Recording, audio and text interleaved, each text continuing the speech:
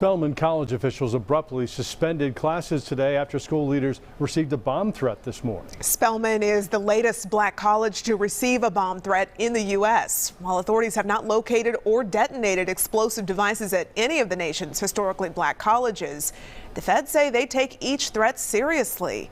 Fox 5's Portia Bruner is at the live desk with more on this. Portia. Yeah, the Department of Homeland Security, the Department of Justice, and the FBI are working with state and local agencies to investigate these bomb threats that started at the beginning of Black History Month. This, as the leaders of historically black colleges here in Georgia and across the country say they're doing what they can to keep their students safe.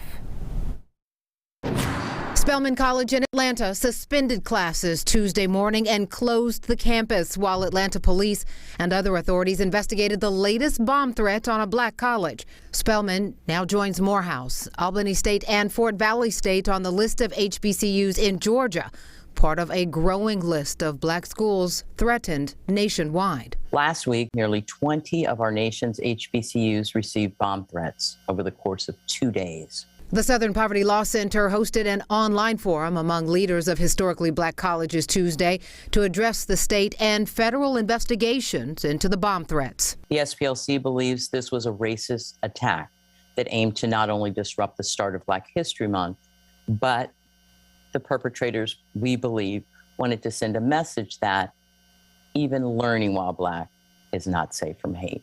Last week, FBI agents linked 6 young people described as tech-savvy minors aligned with a neo-Nazi group to some, but not all, of the bomb threats. Still, it's not clear how far their network reaches and if the threats could escalate. These are acts of terrorism.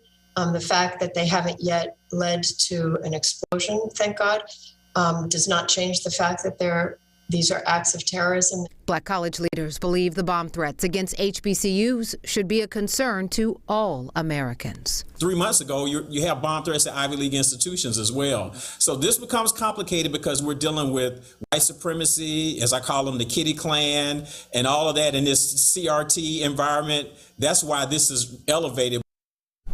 Congresswoman Lucy McBath issued a statement this afternoon saying, in her words now, these threats seek to intimidate and terrorize, but they will not succeed. The American Jewish Committee also released a statement calling the attacks cowardly attempts to disrupt learning that are, quote, doomed to fail.